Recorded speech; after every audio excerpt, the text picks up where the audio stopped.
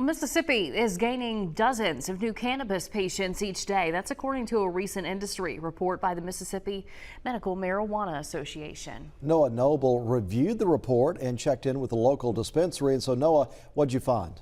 Hugh, when the medical cannabis program started in 2023, there was legitimate worry that there would not be enough patients to make this a sustainable industry. Fast forward 2.5 years later, the numbers speak for themselves. 50.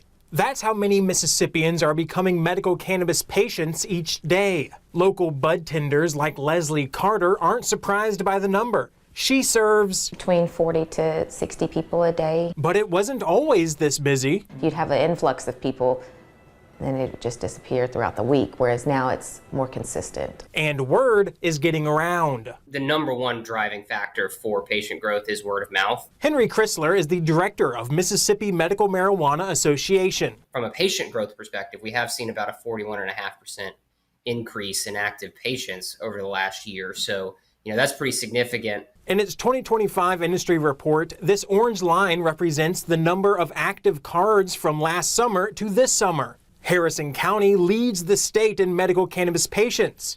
It also leads the state in opioid overdose deaths. We have a lot of people that are trying to get off their opioids that are switching to marijuana, which have been really successful. While patient numbers are increasing, the number of cannabis businesses is trending downward. What you're seeing really is an equilibrium of supply and demand, which was inevitable at some point. Do you expect that number to go down further heading into 2026 as the market does find that groove of supply and demand? You will probably not see that much of a decrease in actual dispensary licenses. What you will see, though, is consolidation of ownership, which is kind of already happening in the marketplace.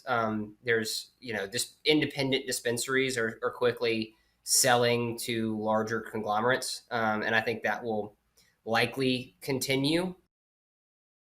You can see a full breakdown of the numbers from that report right now, WLOX.com.